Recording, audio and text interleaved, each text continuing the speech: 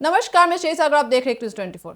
नेपाल की हालिया घटनाओं ने पूरे दक्षिण एशिया को चौंका दिया है। संसद में आगजनी की कोशिश और सड़कों पर हिंसक विरोध के दृश्य यह संकेत देते हैं कि वहां लोकतांत्रिक व्यवस्था पर गहरा संकट मंडरा रहा है। संसद जैसी संस्था पर हमला केवल एक इमारत पर हमला नहीं बल्कि लोकतांत्रिक मूल्यों पर प्रहार है। इसका मतलब यह है कि जनता और सत्ता के बीच का भरोसा कमजोर पड़ गया है। जब किसी देश में जनता का लोकतंत्र से मोह भंग होने लगता है तो गुस्सा धीरे धीरे हिंसा में बदल जाता है। लेकिन इतिहास बताता है कि हिंसा किसी भी समस्या का स्थायी समाधान नहीं होती। बंदूकें और हथियार केवल हाथ बदलते हैं, उनका चरित्र वही रहता है, विनाश का। नेपाल का यह समझना होगा कि हिंसक विद्रोह न तो व्यवस्था बदल सकता है और न ही लोकतांत्रिक उद्देश्यों की पूर्ति कर सकता है। इस रास्ते पर चलना केवल देश को और पीछे ढकेलता है। नेपाल के लिए यह समय आत्ममंथन का है। देश को शांति की राह पर लौटना ही होगा। आक्रोश और हिंसा के बीच का फर्क समझना जरूरी है।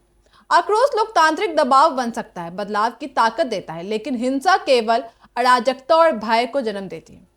अगर नेपाल ने इस फर्क को नहीं पहचाना तो कोई तीसरी ताकत इस हालात का फायदा उठाकर अपनी राजनीतिक या भू राजनीतिक चाल चल सकती है। दूसरी ओर सरकार और सत्ता को भी अपनी भूमिका पर विचार करना होगा। जनता के आक्रोश को सिर्फ दमन से दबाना न तो टिकाऊ और न ही लोकतांत्रिक है। अभिव्यक्ति की स्वतंत्रता को कुचलते की कोशिश लंबे समय। दूसरी ओर सरकार और सत्ता को भी अपनी भूमिका पर विचार करना होगा। जनता के आक्रोश को सिर्फ दमन से दबाना न तो टिकाऊ है और न ही लोकतांत्रिक। अभिव्यक्ति की स्वतंत्रता को कुचलने की कोशिश लंबे समय तक नहीं चल सकती।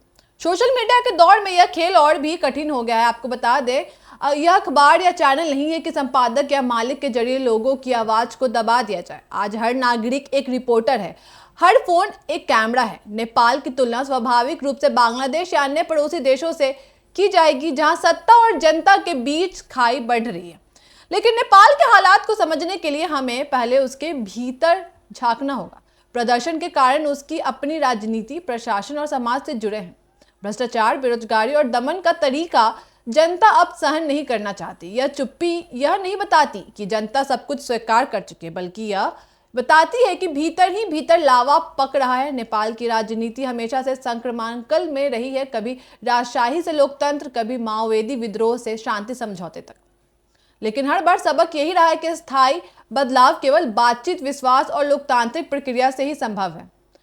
माओवादी आंदोलन भी अंततः हथियार छोड़कर चुनावी प्रक्रिया में आया। अगर वह यात्रा संभव थी तो आज भी संवाद और सुधार के रास्ते खुले हैं। सरकार के लिए यह समय है कि वह जनता की बात सुने, पारदर्शिता बढ़ाए और भ्रष्टाचार के खिलाफ ठोस कदम उठाए। वहीं जनता के लिए भी जरूरी है कि वह अपने गुस्से को लोकतांत्रिक और शांतिपूर्ण तरीके से व्यक्त करे। यह संतुलन ही किसी भी लोकतंत्र को मजबूती देता है। नेपाल के हालात भारत के लिए भी चेतावनी का संदेश है।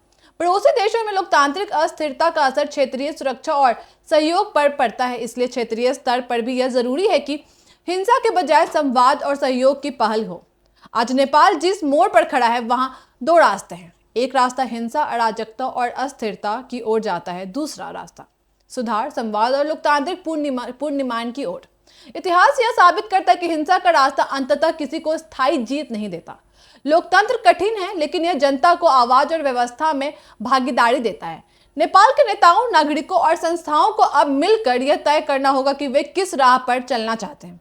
लोकतंत्र के प्रति आस्था और शांति के प्रति प्रतिबद्धता ही इस संकट से निकलने का वास्तविक समाधान है। आपकी क्या राय है इस पर हमें कमेंट करके जरूर बताइएगा। ऐसे तमाम खबरों के लिए जुड़े रहिए न्यूज़ 24 के साथ। दीजिएगा इजाजत। धन्यवाद।